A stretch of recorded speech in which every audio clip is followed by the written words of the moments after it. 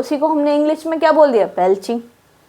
अब वो डकार चाहे माउथ से निकले या एनस से निकले, ठीक है। अगर माउथ से निकलती है तो बेल्चिंग कह देते हैं, और एनस से निकलती है तो उसको हम, आपको पता ही है क्या बोलते हैं। दोनों ही चीज़ अगर नहीं निकलती है तो हमें दिक्कत हो जाती है, और निकलती है तो दूसरों को दिक्कत हो जाती है, आसपास वालों को। तो hello friends, welcome back to my YouTube channel Varsha nursing classes. आज का हमारा टॉपिक है डाइजेस्टिव सिस्टम। जैसे कि आपको पता है कि मैं पहले से डाइजेस्टिव सिस्टम्स को टॉपिक्स को पढ़ाती हुई आ रही हूँ, लेकिन इस टॉपिक्स को स्टार्ट करने से पहले इसमें बहुत सारे टर्म्स आते हैं जिनकी मीनिंग हमें पता ही नहीं होती, ठीक है। अब बीच बीच में जब मैं टॉपिक स्टार्ट करूँगी तो वो टर्म्स आएंगे, ठीक है। तो उन टर्म्स को बताना, डिस्क्राइब करना वो बहुत लंबी वीडियो हो जाती है। तो मैंने क्या सोचा कि एक अलग से वीडियो बनाती हूँ जिसमें कि सारी टर्म्स हो जाएंगी, डाइजेस्टिव सिस्टम से जितनी भी रिलेटेड टर्म्स हैं वो सारी हमारी इस वीडियो में आ जाएंगी, ठीक है। तो डाइजेस्टिव सिस्टम स्टार्ट करने से पहले आप इस वीडियो को ज़रूर देखिएगा, मेरे चैनल को सब्सक्राइब करिएगा, वीडियो को लाइक कीजिएगा। तो स्टार्ट करते हैं। इसमें हमारी जो टर्म्स हैं वो बहुत सारी हैं, जैसे कि बेल्चिंग मतलब डकार लेना, वो क्यों होती है, किस वजह से होती है, ठीक है। फ्लैटस क्यों होती हैं, बॉम्बार्गिंग क्यों होती है, पेट में गुड़गुड़ होना क्यों होता है, ठीक है। इंजेक्शन किसको बोलते हैं, एब्जॉर्प्शन किसको बोलते हैं, एलिमिनेशन क्या होता है, केमिकल डाइजेशन क्या होता है, मैकेनिकल डाइजेशन क्या होता है। तो सारी चीज़, सारे टर्म्स हम स्टडी करेंगे।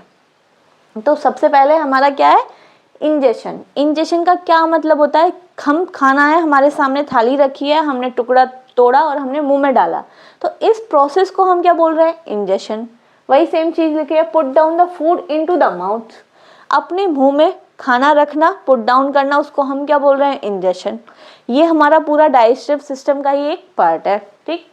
नेक्स्ट आ जाते हैं भाई, जब हम खाना हमने मुंह में रख लिया, ठीक, उसके बाद हम क्या करते हैं, चबाते हैं, च्यूइंग, या उसको ही हम क्या बोलते हैं, मैस्टिकेशन, या फिर मैकेनिकल डाइजेशन। मैकेनिकल डाइजेशन क्यों बोल रहे हैं, क्योंकि डाइजेशन का मतलब होता है कि किसी भी बड़े पार्टिकल्स को छोटे पार्टिकल्स में तोड़ना, डाइजेशन कहलाता है, ठीक है। वही काम हमारे दांत भी करते हैं और वही काम हमारा पेट भी करता है।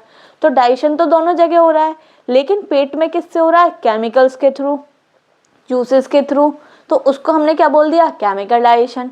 यहाँ पे क्या हो रहा है, मैकेनिकल, दांतों से हो रहा है, इसीलिए हमने इसको क्या बोल दिया, मैकेनिकल डाइजेशन, ठीक है। च्यूइंग करना, मैस्टिकेशन, मैकेनिकल डाइजेशन, बात एक ही है, कैसे भी बोल लो आप। मतलब उस खाने को, जो हमने खाना टुकड़ा मुंह में डाला है, उसको हम चबा रहे हैं, उसको हमने क्या बोल दिया, च्यूइंग। तो वही सेम चीज़ है, break down of food from large particle into small particle, बड़े पार्टिकल्स को छोटे पार्टिकल्स में तोड़ना, by the help of teeth, teeth की मदद से, उसी को हमने च्यूइंग, मैस्टिकेशन या फिर हम मैकेनिकल डाइजेशन बोल रहे हैं। नेक्स्ट आ जाते हैं स्वेलिंग या फिर डिग्लिटेशन। अब हमने खाना खा लिया, चबा भी लिया, अब क्या करेंगे, निगलेंगे ना उस खाने को। अब जो निकल रहे हैं उसी को हमने स्वेलोइंग बोल दिया, उसी को हम डिग्लिटेशन बोल रहे हैं, ठीक है। Reaching the food from oral cavity to the oesophagus. Oesophagus क्या है, एक पाइप लाइक स्ट्रक्चर है, ठीक है। ये क्या है, ये माउथ में खाना गया हमारा, ठीक है। माउथ में जाने के बाद हमारा इंजेक्शन भी हो गया, इंजेक्शन के बाद हमारा मैकेनिकल डाइजेशन भी हो गया, इसमें च्यूइंग भी हो गई, ठीक है। फिर उसके बाद क्या आ जाता है, ये जो ईसोफेगस है, इसमें हमारा खाना गया, स्वेलोइंग हो गया, ठीक है। स्वेलिंग हो गया।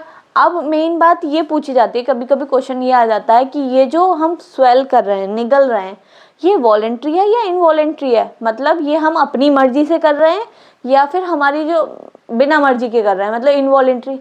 कुछ एक्शंस हमारे वॉलेंट्री होते हैं और कुछ एक्शंस हमारे इनवॉलेंट्री होते हैं, जैसे कि हाथ पैर चलाना, मुंह चलाना, पैर चलाना, ये सब क्या है, हम अपनी मर्जी से कर सकते हैं ना। अगर हम कहें भाई इस हाथ को हम नहीं चला रहे, तो हम नहीं चलाएंगे, तो ये क्या हो गया, हमारा वॉलेंट्री मूवमेंट। लेकिन जो हमारी पलकें हैं वो बार बार झपक रही हैं, उसको तो हम नहीं रोक सकते, ठीक है। तो ये क्या है, हमारी इनवॉलेंट्री। भाई जो हमारा पेट है वो खाना पचाएगा ही पचाएगा, उसमें हम कुछ नहीं कर सकते कि हम कहें कि नहीं हम खाना नहीं पचा रहे, ठीक है। तो वो कौन से एक्शंस हैं, इनवॉलेंट्री एक्शंस हैं, जिन पे हमारा कोई कंट्रोल नहीं है, जिसको हम रोक नहीं सकते, वो कैसे हैं, इनवॉलेंट्री। और जो वॉलेंट्री कौन से हैं, जिनको हम अपने कंट्रोल कर सकते हैं, उनको हम वॉलेंट्री बोलते हैं। तो जो स्वेलिंग वाला है, ठीक है, मतलब निगलने वाला प्रोसेस है, वो दोनों है, वॉलेंट्री भी और इनवॉलेंट्री भी है, ठीक ठीक है। जैसे ही हमारा थोड़ा सा आगे तक गया, यहाँ तक तो हम चाह रहे हैं कि हम स्वेलो कर रहे हैं, ठीक है, हमें पता है कि हम कर भी सकते हैं और नहीं भी कर सकते हैं, लेकिन इससे आगे पार्ट में क्या है, वो अपने आप इसोफेगस पाइप में जा रहा है ना। हम कहें कि भाई नहीं, हम इस पाइप में नहीं जाने दे रहे, तो वो क्या रुक जाएगा? नहीं रुकेगा ना, तो वो क्या है? इनवॉलेंट्री। तो इसमें दोनों ही एक्शंस हैं हमारे, वॉलेंट्री भी और इनवॉलेंट्री भी। अब ये जो इसका जो रिफ्लेक्स है वो कहाँ पर है? इसका जो पार्ट है जो ब्रेन से हमें एक्शंस, मतलब जो नर्व्स हैं, जो एक्शन भेज रहा है हमें स्टिमुलस, वो कहाँ है? मेडुला ऑब्लोंगेटा, ठीक है। तो वही चीज़ है, डिग्लिगेशन रिफ्लेक्स क्या है? इंक्लूड्स वॉलेंट्री और इनवॉलेंट्री रिफ्लेक्स, दोनों ही रिफ्लेक्स शो करता है। अब इसका जो सेंटर है वो कहाँ पर है? Deglutition centre are found in medulla oblongata. Medulla oblongata क्या है? ब्रेन का ही एक पार्ट है जहाँ पर इसका सेंटर पाया जाता है, ठीक है। क्लियर हुए आपको तीनों? नेक्स्ट आ जाते हैं केमिकल डाइजेशन। मैंने अभी आपको बताया कि एक होता है मैकेनिकल डाइजेशन, एक होता है केमिकल डाइजेशन। तो इसमें क्या है? Break down of food large to small particle. इसमें भी वही कर रहे हैं हम, सेम लार्ज पार्टिकल को स्मॉल पार्टिकल में ही तोड़ रहे हैं by the help of enzymes.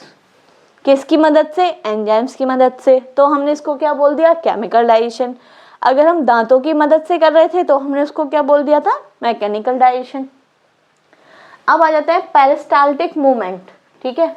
अब खाने को माउथ से हमने पहुंचाया ईसोफेगस में, ईसोफेगस से स्टोमक में, स्टोमक से स्मॉल इंटेस्टाइन में। तो ये जो मूवमेंट हो रहा है फूड का, ठीक है, ये जो हमारे ऑर्गन्स में मूवमेंट हो रहा है, उस मूवमेंट को हम क्या बोल रहे हैं? पेरिस्टाल्टिक मूवमेंट, ठीक है। मूवमेंट ऑफ जीआईटी, हमारी जो जीआईटी है, गैस्ट्रो इंटेस्टाइनल ट्रैक्ट, ठीक है। गैस्ट्रो मतलब गैस्ट्रिक, स्टोमक से लेके, इंटेस्टाइनल मतलब इंटेस्टाइन में, ट्रैक्ट मतलब रास्ता, ठीक है। ये जो पूरे रास्ते में जो मूवमेंट हो रहा है उसको हमने क्या बोल दिया? पेरिस्टाल्टिक मूवमेंट, ठीक है। अब आ जाते हैं प्रोपल्सन। प्रोपल्सन क्या है? उस खाने का मूवमेंट होना जो फूड पार्टिकल गया है, ठीक है। ये प्रोपल्सन होना मतलब इसके अंदर जो ऑर्गन्स हैं उसके अंदर अगर मूवमेंट हो रहा है तो उसको हम बोल रहे हैं पेरिस्टाल्टिक मूवमेंट, ठीक है। लेकिन अगर उस खाने में मूवमेंट हो रहा है उसको हम बोल रहे हैं प्रोपल्सन, मतलब आगे की तरफ बढ़ना।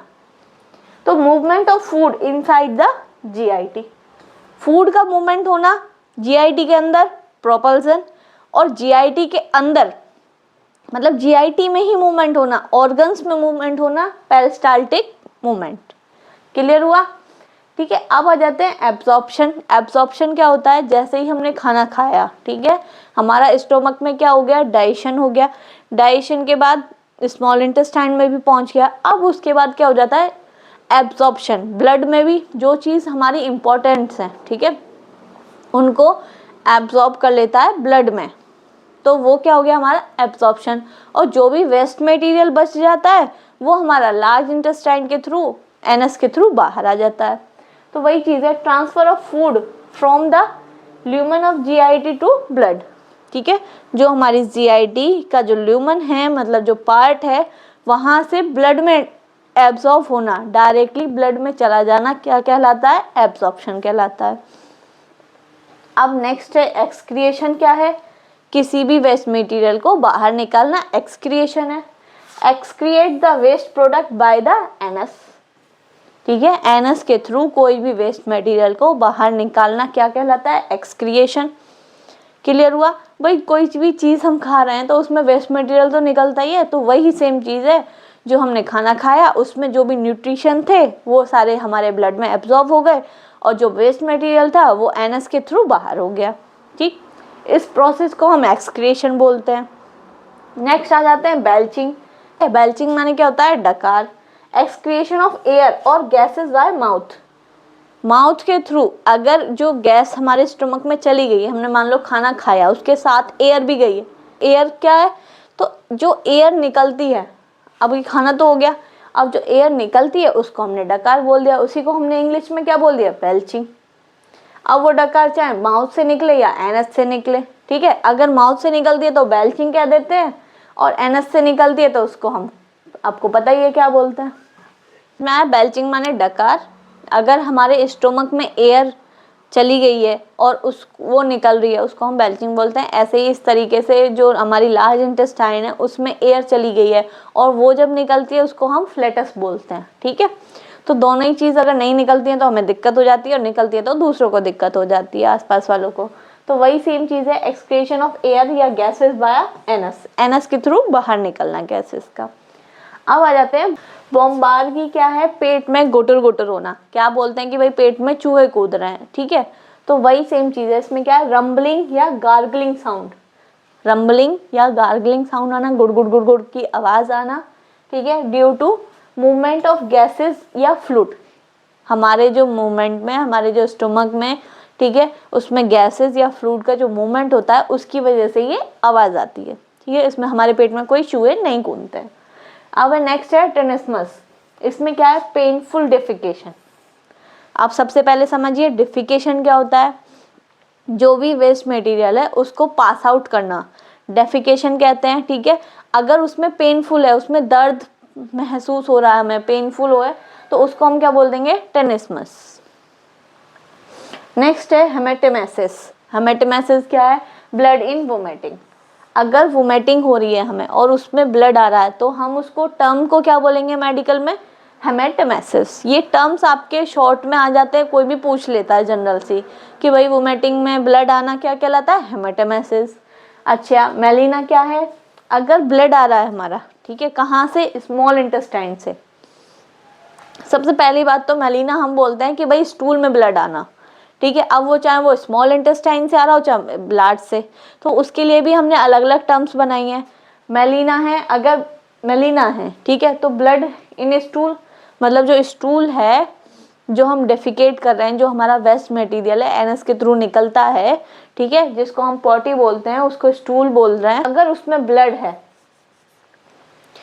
तो उसको हम क्या बोल रहे हैं, मेलिना। पर ब्लड किसकी वजह से है, due to bleeding in small intestine, ठीक है। वहाँ से कैसा होगा, डार्क सा ब्लड निकलेगा, ठीक है, जो स्टूल है उसके साथ मिक्स होके आएगा डार्क सा ब्लड, तो हमें पता चल जाएगा कि ये कहाँ से, स्मॉल इंटेस्टाइन से निकला है। क्यों, क्योंकि वो रुका हुआ ब्लड है। अगर फ्रेश ब्लड होता है तो वो बिल्कुल ब्राइट रेड होता है, अगर वो पुराना कहीं रुका हुआ ब्लड है तो वो डार्क ब्राउन सा लगेगा, ठीक है, ओल्ड ब्लड की तरह लगेगा।